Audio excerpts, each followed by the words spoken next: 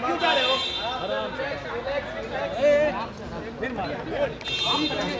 थोड़ा सा पीछे रखिए, थोड़ा सा इसको पीछे रखो।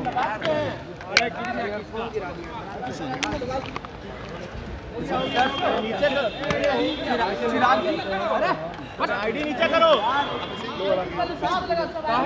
चिराग जी, थोड़ा सा इसको पीछे रखे।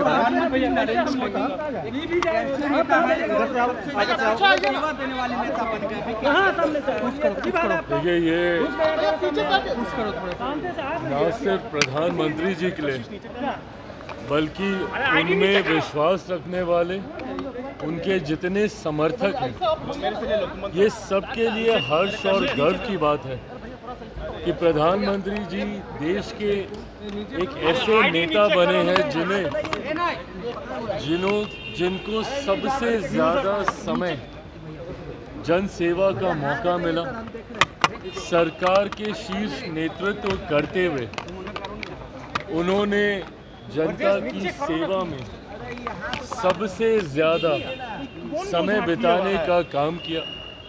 मैं मानता हूं कि ये उनके समर्थकों के लिए और हम सब के लिए ये गर्व की बात है। और अभी एक लंबा कार्यकाल उनको इसी सेवा भाव के साथ बिताने का मौका मिले, ऐसी कामना मैं अपनी तरफ से, अपनी पार्टी लोक जनशक्ति पार्टी रामविलास की तरफ से करता हूँ। पश्चिम बंगाल की मुख्यमंत्री ममता बनर्जी, उन्होंने देश के प्रधानमंत्री नरेंद्र मोदी जी को घुसपैठिया कहा है। देखिए, अब चुनाव का समय है और ऐसे में भाषा की मर्यादा पुनः तार तार ना हो, इस बात का ध्यान रखने की ज़रूरत है। बिहार चुनाव में हम लोगों ने देखा कि किस तरीके से प्रधानमंत्री जी की मां तक को गाली दी गई। ऐसे में विपक्षी जिस तरीके से शब्दों की मर्यादा को खोते हुए चुनाव जीतने के लिए हर स्तर पर गिरने को तैयार होते हैं, ये गलत है। आप एक राज्य की मुख्यमंत्री हैं, देश के प्रधानमंत्री, जो लगभग पिछले 25 सालों से सर्वोच्च पद पर विराजमान है, एक मुख्यमंत्री के तौर पर, देश के प्रधानमंत्री के तौर पर उनके बारे में घुसपैठिया जैसे शब्दों का इस्तेमाल करना, मैं समझ सकता हूं उनकी तकलीफ, क्योंकि वे स्वयं इन घुसपैठियों के वोट से ही मुख्यमंत्री बनती आई हैं। ऐसे में जब SIR की बात होती है तो सबसे ज़्यादा तकलीफ मुख्यमंत्री ममता बनर्जी जी को ही होती है। क्यों? क्योंकि कहीं ना कहीं इन लोगों का संरक्षण अवैध तरीके से इनको अपना समर्थक, अपना वोटर बनाने का निरंतरता में जो प्रयास इनके द्वारा किया गया है, उस पे कहीं ना कहीं अंकुश लगाने का काम हमारी सरकार और चुनाव आयोग के द्वारा किया जा रहा है। ऐसे में ये तकलीफ उनकी सब समझ सकते हैं, पर प्रधानमंत्री के बारे में इस तरीके के शब्दों का इस्तेमाल करना कतई जायज़ नहीं। कृषि उत्पादन में बढ़ोतरी के बावजूद आपने फूड प्रोसेसिंग यूनिट में लगातार बिहार में कमी देखने को, फूड प्रोसेसिंग यूनिट की जो फैक्ट्री है उसमें कमी देखने को मिल रही है, जिसके वजह से किसानों के आय जो है वो नहीं बढ़ पा रहे हैं। इसके लिए क्या पहल किया जा रहा है? देखिए, आने वाले दिनों में जिस तरीके से उत्पादन हम लोग का बढ़ रहा है, मेरे मंत्रालय के माध्यम से विभिन्न योजनाओं में, खासतौर पर अगर मैं अपने मंत्रालय की PMFME योजना का मैं जिक्र करूं, तो उसमें नंबर 1 राज्य इस साल का बिहार ही रहा है। सबसे ज़्यादा अगर लाभ किसी राज्य को हुआ है, और ये आंकड़े सार्वजनिक हैं, ये आंकड़े ये बताते हैं कि सबसे ज़्यादा इस योजना का लाभ मेरे ही प्रदेश को, बिहार को मिला है।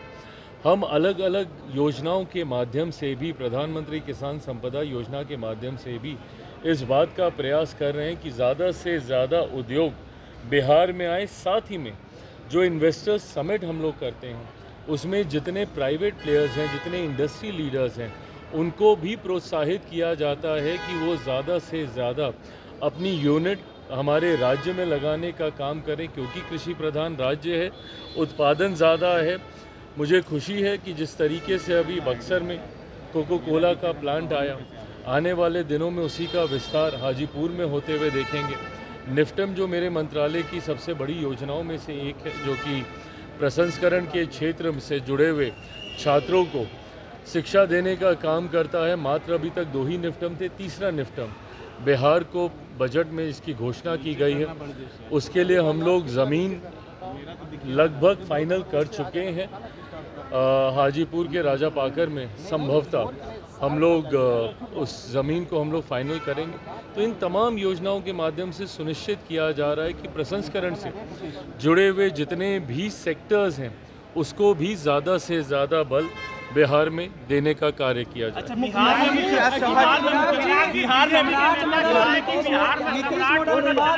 सम्राट मॉडल की बात हो रही है,